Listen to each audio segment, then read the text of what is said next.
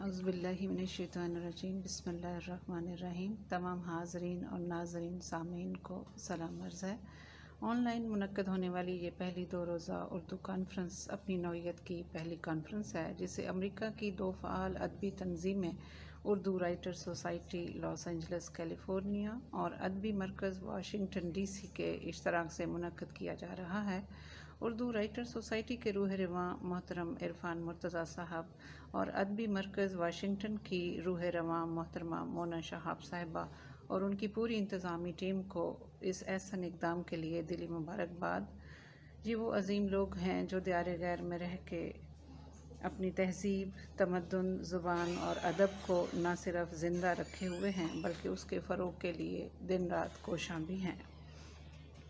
صدر محترم کی اجازت سے میں اپنے تحقیقی مقالہ بعنوان ادبی رسائل میں اقبال شناسی منتخب رسائل کی روشنی میں پیش کرنا چاہوں گی۔ اردو زبان و ادب کے ارتقاء میں ادبی رسائل و جرائد نے ہمیشہ اہم کردار ادا کیا، کیونکہ ادبی رسالہ عوام کی ذہنی نشوونما اور تربیت میں ایک مؤثر اور فعال قوت بن کر کام کرتا ہے۔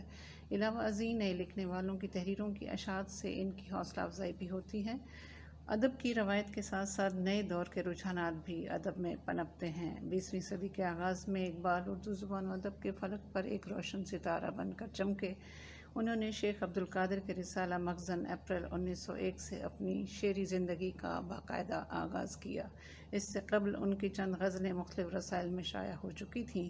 جب اقبال کی شہرت میں اضافہ ہونا شروع ہوا تو اس وقت کے دیگر ادبی رسائل کے مدیران بھی اقبال کی تحریروں کو شائع کرنا اپنے لیے بڑی سعادت سمجھتے تھے۔ ان رسائل میں معارف، صوفی، زمانہ کانپور، تمدن دہلی، زبان، وکیل، اردو معلیٰ وغیرہ شامل ہیں۔ حکیم یوسف حسن خان کے زیر ادارت شائع ہونے والے رسالہ نیرنگ خیال نے 1932 میں اقبال پر اولین اقبال نمبر شائع کرنے کی سعادت حاصل کی۔ اقبال کی حیات میں یہ پہلا خصوصی نمبر تھا جسے اقبال نے بھی پسندیدگی کی نگاہ سے دیکھا۔ اس اقبال نمبر کو عوام میں بہت مقبولیت حاصل ہوئی، جس کی وجہ سے یہ بہت جلد ناپید ہو گیا۔ اس اقبال نمبر کو حکیم یوسف حسن خان کی اجازت سے محمد طفیل صاحب نے نقوش کے 1977 کے ایک شمارے میں دوبارہ شائع کیا۔ اقبال کی زندگی میں 2 اقبال نمبر اور بھی شائع ہوئے، جن کا نام اختر اور نور التعلیم ہے۔ محققہ نے اپنی پی ایچ ڈی کی تحقیق کے دوران ان 2 اقبال نمبرز کو دریافت کیا، جنہیں نوادر اقبال کا درجہ حاصل ہے۔ تاریخ اقبالیات کا مطالعہ کرنے سے یہ حقیقت عیاں ہوتی ہے کہ 3 مواقع ایسے تھے جب اقبال پر ادبی و تحقیقی رسائل و جرائد نے خصوصی نمبر شائع کیے۔ پہلا موقع اقبال کی وفات اپریل 1938 کا تھا، جب تقریباً سبھی معروف ادبی رسائل نے خصوصی نمبر شائع کیے۔ دوسرا موقع نومبر 1977 جشن 100 سالہ ولادت اقبال کا تھا، جب سرکاری سطح پر جشن اقبال بڑے جوش و جذبے سے منایا گیا۔ تیسرا موقع 21ویں صدی کے آغاز میں 2002 میں ولادت اقبال کے 125 سالہ جشن منانے کا فیصلہ کیا گیا اور حکومت پاکستان نے 2002 کے سال کو سال اقبال قرار دیا۔ یہ عمل اس حقیقت کی تصدیق کرتا ہے کہ اقبال ماضی، حال اور مستقبل کے بھی شاعر ہیں۔ اس حقیقت کا احساس اقبال کو خود بھی تھا۔ بقول اقبال، نغمہ از زخمہ بے پروازتم، من نوائے شاعر فردازتم۔ ترجمہ: میں ایسا نغمہ ہوں جو مضراب کی چوٹ سے بے نیاز ہے اور میں مستقبل کا شاعر ہوں۔ 1977 میں جشن 100 سالہ ولادت اقبال کے موقع پر سینکڑوں ادبی رسائل نے اقبال نمبر شائع کیے، جن میں محمد طفیل نے اپنے مشہور و معروف رسالہ نقوش کے 3 خصوصی نمبر بھی شائع کیے، جو 1829 صفحات پر مشتمل تھے۔ یہ ان کی اقبال سے دلی محبت کا اظہار ہے۔ اس کے علاوہ ماہ نو، احساس، افکار، اقبال ریویو، المعارف، قومی زبان اردو وغیرہ جیسے رسائل نے بھی اقبال نمبر شائع کیے۔ ان اقبال نمبروں کو اقبالیاتی ادب میں دستاویزی حیثیت حاصل ہے، کیونکہ ان میں اقبال کے حالات و واقعات پیش کیے گئے ہیں۔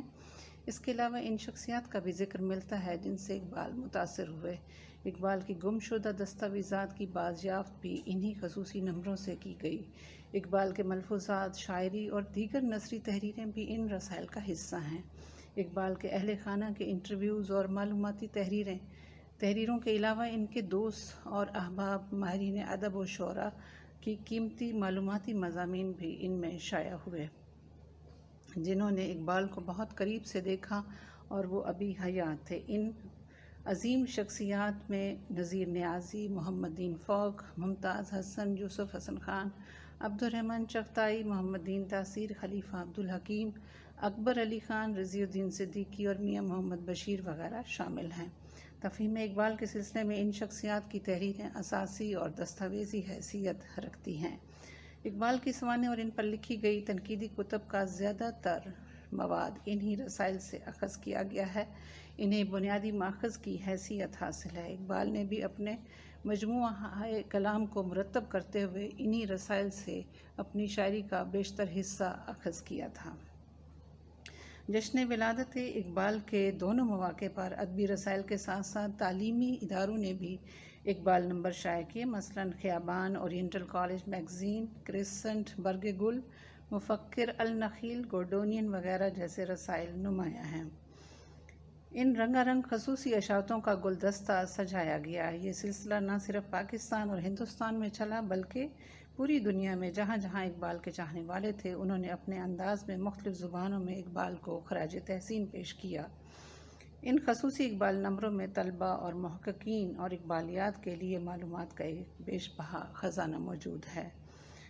صرف اقبال کے جشن اور یوم اقبال منا لینے سے ہی اقبال کی محبت کا اظہار نہیں ہونا چاہیے، بلکہ ضرورت اس امر کی ہے کہ حکومتی سطح پر اور اقبالیاتی ادارے اور بااثر شخصیات ان قیمتی معلومات کو رسائل سے نکال کر کتابی صورتوں میں شائع کریں، کیونکہ وقت کے ساتھ ساتھ یہ رسائل شکست و ریخت کا شکار ہو رہے ہیں۔ اس قیمتی اثاثے کو اگلی نسلوں کے لیے محفوظ کرنا وقت کی اہم ضرورت ہے۔ متعدد اقبال شناسوں نے ان رسائل سے اقبال پر چھپنے والے اہم مضامین کے انتخاب مرتب کر کے شائع کیے ہیں، لیکن ابھی بھی بہت سا قیمتی اقبالیاتی سرمایہ ان رسائل میں موجود ہے، جسے محفوظ کرنے کی ضرورت ابھی باقی ہے۔ اقبال کی شاعری تفسیر قرآن ہے۔ انہوں نے قرآن و سنت کے ابدی پیغام کو شاعری کا موضوع بنایا، اس لیے جب تک قرآن زندہ ہے تب تک اقبال کی شاعری کی اہمیت اور اقبال کی شاعری زندہ رہے گی۔ بقول اقبال، وقت فرصت ہے کہاں، کام ابھی باقی ہے، نور توحید کا اتمام ابھی باقی ہے۔ چند اور اقبال کے شعر آپ کی خدمت میں پیش کرنا چاہوں گی۔ اٹھ کے ظلمت ہوئی پیدا افق خاور پر، بزم شعلہ نوائی سے اجالا کر دیں، اس چمن کو سبق آئینے نمو کا دے کر، قطرہ شبنم بے مایا کو دریا کر دیں۔ گرم رکھتا تھا ہمیں سردی مغرب میں جو داغ، چیر کر سینہ اسے وقف تماشا کر دیں۔ شمع کی طرح جئیں بزم گہے عالم میں، خود جلیں دیدہ اغیار کو بینا کر دیں۔ آپ سب کی سماعتوں کا بہت شکریہ۔ السلام علیکم ورحمۃ اللہ وبرکاتہ۔